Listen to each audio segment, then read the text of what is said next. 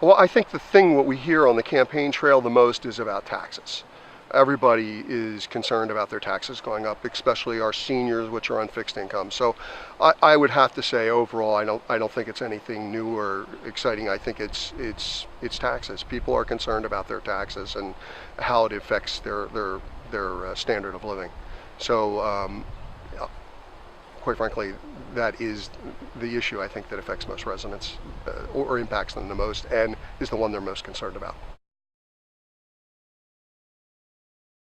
You know, one thing does not pop out in my head that anyone voters, I mean, to me, I'm a little prejudiced here, but I think Bordentown's a great place to live. I think most people find it that way.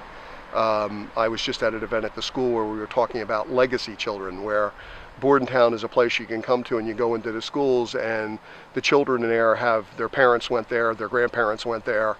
So, you know, clearly Bordentown's a place where folks like to live and stay. And, you know, and quite frankly, that's what we want to enhance, expand, to make everyone feel that way, that this is the place to be, that we're a broad spectrum town. We have, you know, good quality of life, we have good schools, we have a good standard of living, and you know, a place where neighbors can be neighbors and friendly, and we think it has that, and we just would like to see it enhanced. Well, specifically for the town, there are a lot of things we'd like to see. I think the big thing to do, once you've got a town going in a positive direction from a governmental outlook, what you really want to do is to have that be an ongoing process, so that, you know, what happened to us like in 2010, 2011 doesn't happen again. That's budgetary things.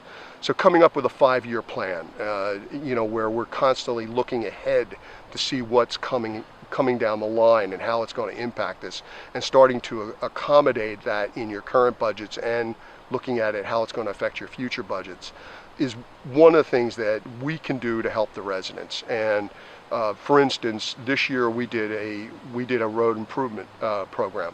Now, we haven't had one of those in years, and so we started one this year. We're going to improve 4 roads, and part of that was to also buy equipment for our public works people to maintain the roads that are in good condition, try to keep them that way.